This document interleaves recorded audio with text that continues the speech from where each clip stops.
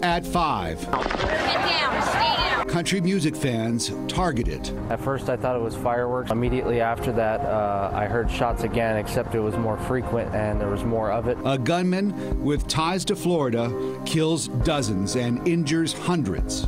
We're shocked, horrified, completely dumbfounded about this. Tonight, the search for answers after the mass shooting in Las Vegas.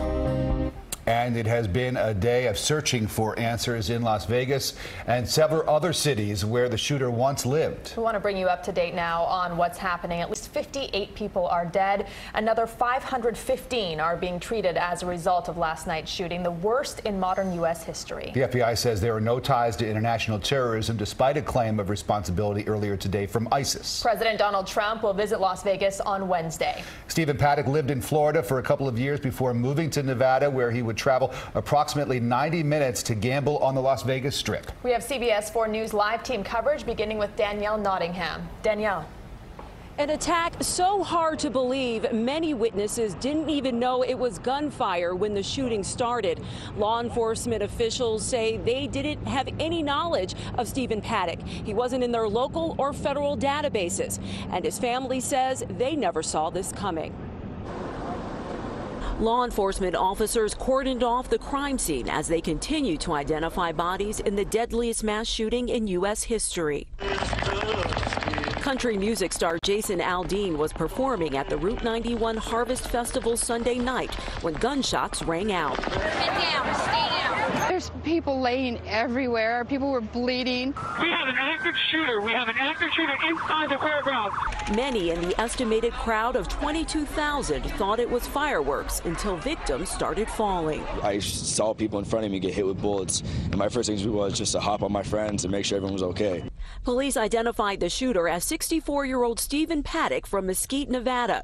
They say he opened fire from his hotel room on the 32nd floor of the Mandalay Bay onto the crowd below before killing himself. We have one suspect down inside the room. Police describe Paddock as a lone wolf with no known motive. The Islamic State claimed responsibility, but the FBI says there's no immediate evidence connecting the attack to an international terror group. I don't know how it could have been prevented if we didn't have any prior knowledge to this individual.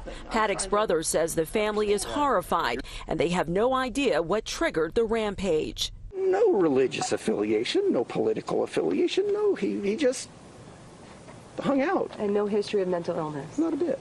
Authorities are asking for blood donations and say it will take time to identify all the dead and injured. Investigators say Paddock killed himself before SWAT teams stormed the hotel room. They also say he used 2 windows to shoot down into the crowd. Live in Las Vegas, Danielle Nottingham. Now back to you. Danielle, it's being reported that the shooter had 19 guns in his hotel room. Do you know anything about that and how he was able to get them into the hotel? Well, that's what they're trying to figure out right now. Investigators know he checked into the hotel on September 28th, and they're trying to figure out what he did between September 28th and now. They said that they are finished their investigation of that hotel room, and they collected items from the room, some of those being weapons. And so I imagine now they're trying to piece those things together, along with hopefully some surveillance video that they can get from the hotel casino. I mean, this is a casino, so there's video cameras, I should say, everywhere. And Danielle, we know that the death toll sadly has been going up over the course of the day. Do we have any update on those who were injured and whether we expect any more of them to simply not make it?